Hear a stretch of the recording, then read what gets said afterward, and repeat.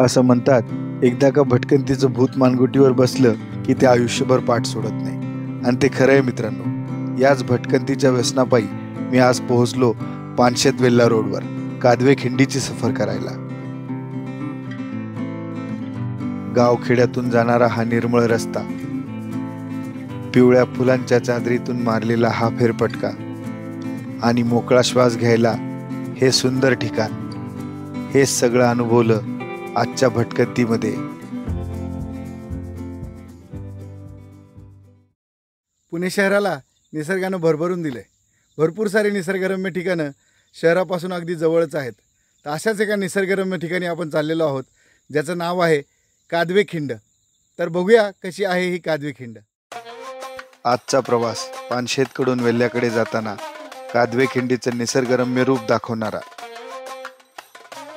वाटेतील निसर्गाचं भन्नाट रूप दाखवणारा आणि या सुंदर जागी उभं राहिल्यावर मन सुखावणारा.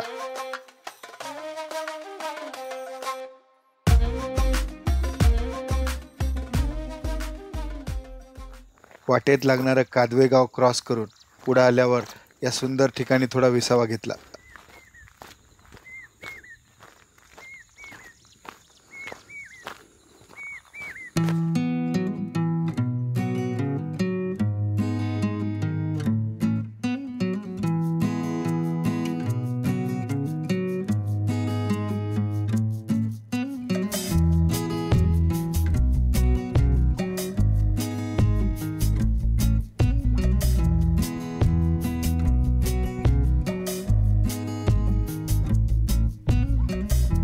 कादवे खिंडीबद्दल जर सांगायचं झालं तर पानशेत ते वेल्ला या 2 गावाला जोडणारा हा जो रस्ता आहे, त्या रस्त्यामध्ये आपल्याला कादवे खिंड लागते.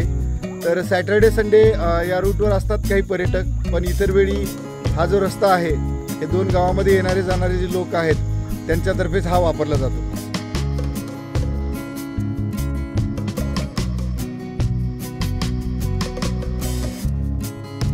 कादवे खिंड व्ह्यू पॉइंटवरून गुंजवणे धरणाचा परिसर व तोरणा किल्ला याचे छान दर्शन होते.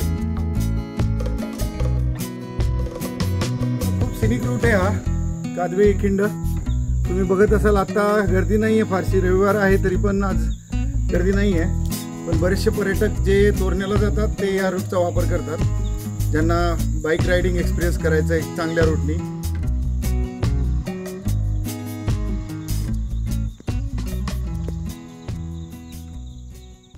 मित्रांनो, ती खिंड उतरून मी थोडंसं आता खाली आलो आहे. तर जसं मी तुम्हाला वरच्या सीनमधून पण दाखवलं की गुंजवणे धरण आपल्याला दिसतं इकडे. तर आता इथून अजूनही चांगला नजारा बघायला मिळतो. आणि पाठीमागे जे तुम्ही बघताय तो आपला तोरणा किल्ला आहे.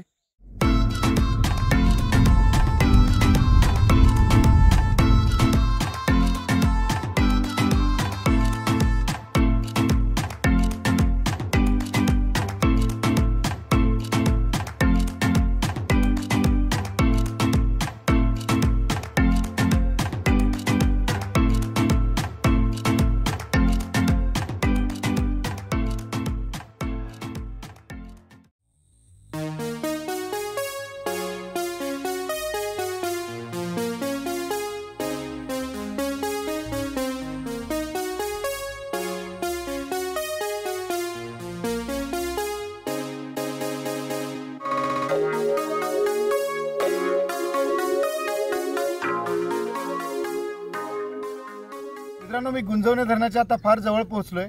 पाठीमागे तिकडे धरणाची भिंत दिसते आणि इथून आपल्याला जो तोरणा किल्ला आहे तो अजूनच स्पष्ट पाहायला मिळतो.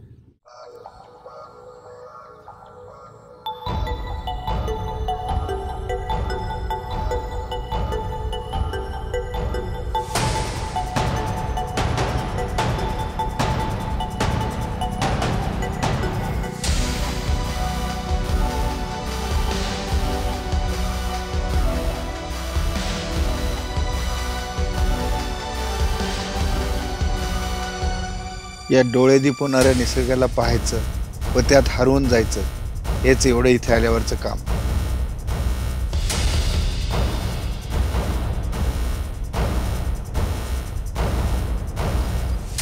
इथे यायचं आणि गुंजवणे धरणाचं विस्तारलेलं पात्र तोरणा किल्ल्याच्या साक्षीने पाहायचं हा अनुभव भन्नाटच होता.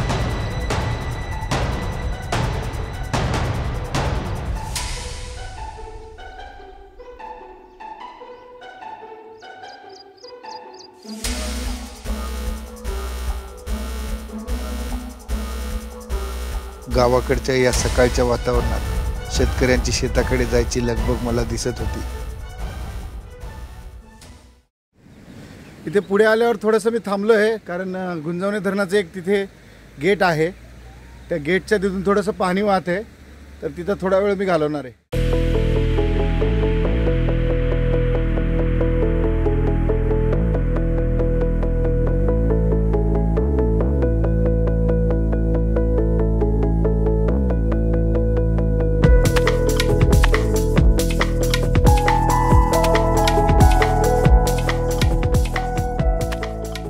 मित्रांनो, जर तुम्हाला एखादा वेगळा रूट ट्राय करायचा असेल तर हा रूट तुम्ही नक्कीच ट्राय करू शकता. पानशेत टू वेल्ला, ज्यामध्ये जाताना आपल्याला कादवेखिंड लागते. तर खूप छान निसर्गरम्य वातावरण आहे या रूटवर, तर हे पण तुम्ही एक ऑप्शन म्हणून एक्सप्लोअर करू शकता. या सुंदर निसर्गाची अनुभूती घेत परतीच्या मार्गाला लागलो.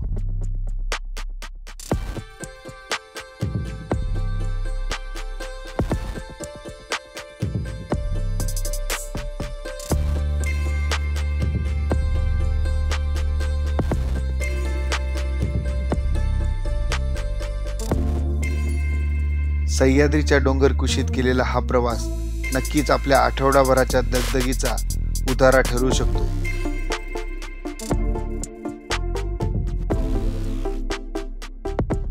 मित्रांनो, कादवेखिंडीचा हा प्रवास तुम्हाला कसा वाटला? तुमच्या प्रतिक्रिया मला नक्की कळवा. आणि जर चॅनलवर तुम्ही फर्स्ट टाइम आला असाल तर चॅनलला लाईक करा, शेअर करा व सबस्क्राईब करा. धन्यवाद.